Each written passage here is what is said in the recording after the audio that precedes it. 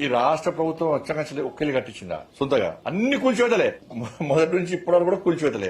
ఇది కూల్చివేతల ప్రభుత్వం. ఇది ఇలా ప్రజలందరూ తెలంగాణలో రాష్ట్ర ప్రజలందరూ కూడా కష్టపడి చిన్న చిన్న ఇల్లు కట్టుకున్న ప్రజలందరూ కూడా ఇబ్బంది పడుతున్నారు. మా ఇల్లు ఉంటుందా కూల్తారా, ఎప్పుడు ఏం కట్టించి ఏం కూల్చుతారో తెలియదు. ఇలా భూదాన్ భూములు అంటున్నారు. అసలు రాష్ట్ర ప్రభుత్వము ఆడ కట్టుకున్నది పెద్ద పెద్ద బిల్డింగ్ లాగా పేదోళ్ళే కట్టుకున్నది. నువ్వు పేదోళ్ళకి ఇదే రాష్ట్ర ముఖ్యమంత్రి గారు ఏమన్నారు? గతంలో బీఆర్ఎస్ పార్టీ ప్రభుత్వం కూల్స్తే పాపం తగులుతుంది మీకు, కూల్చి పేదోళ్ళ ఇల్లు కూల్స్తారా? కట్టుకుంటప్పుడు ఏం బీకిరు మీరు అనే రాష్ట్ర ముఖ్యమంత్రి గారు. కట్టుకుంటప్పుడు ఏం బీకిరు మీరు, ఇప్పుడు కూల్స్తారా అన్నాడు. నేను పడుతున్నా ఇప్పుడు కూర్చోడానికి కారణమైంది. ముఖ్యమంత్రిగా లేనప్పుడు ఒక మాట, ముఖ్యమంత్రి ఉన్నప్పుడు ఒక మాట.